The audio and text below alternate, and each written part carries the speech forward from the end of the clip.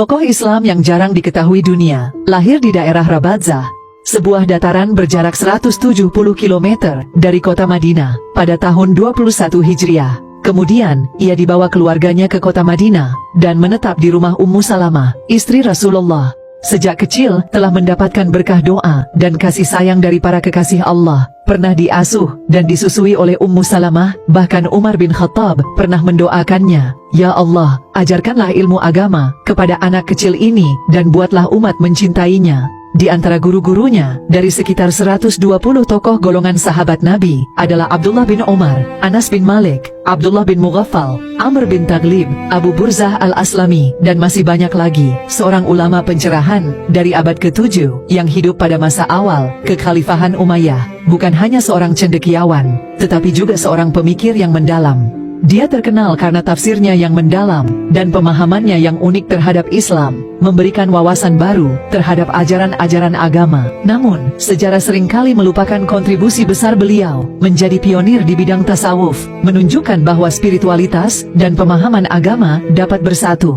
Kutipan-kutipannya yang bijak seringkali menggugah hati, dan memberikan pandangan baru tentang kehidupan dan iman.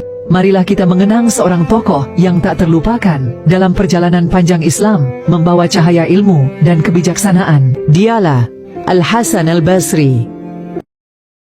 Tokoh Islam yang jarang diketahui dunia, lahir di Tangier, Maroko, pada tahun 1304. Namun, takdirnya membawanya melebihi batas-batas geografis dan budaya. Berasal dari keturunan bangsa Barbar, besar dalam keluarga yang taat, memelihara tradisi Islam, sangat giat mempelajari fiqih dari para ahli, yang sebagian besarnya menduduki jabatan qadi, hakim. Beliau juga mempelajari sastra dan syair Arab. Pada usia sekitar 21 tahun, ia menunaikan ibadah haji. Perjalanannya ke Baitullah telah membawanya berpetualang dan menjelajahi dunia, hingga melintasi sekitar 44 negara selama 30 tahun. Jejaknya melibatkan perjalanan darat dan laut yang melintasi Afrika Utara, Timur Tengah, Asia Selatan, Asia Tenggara, dan bahkan Tiongkok. Sempat membuatnya terdampar di Samudra Pasai, kini Aceh. Kerajaan Islam pertama di Nusantara, sekitar abad ke-13 Masehi, dengan raja pertamanya Sultan Malikus Saleh.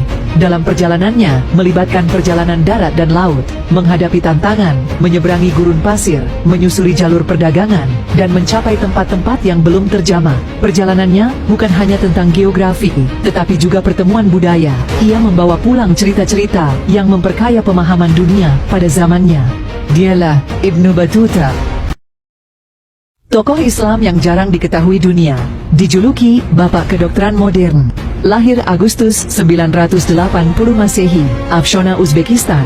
Dia juga seorang filsuf, ilmuwan, matematikawan, ahli kimia, dan penyair. Beragaman minatnya mencerminkan pengetahuan luas dan kejeniusannya. Kembang pada perkembangan aljabar dan menyusun tabel kelarutan. Ia memahami konsep fermentasi dan destilasi, dan karyanya, Kitab Al-Shifa, membahas prinsip kimia dengan mendalam.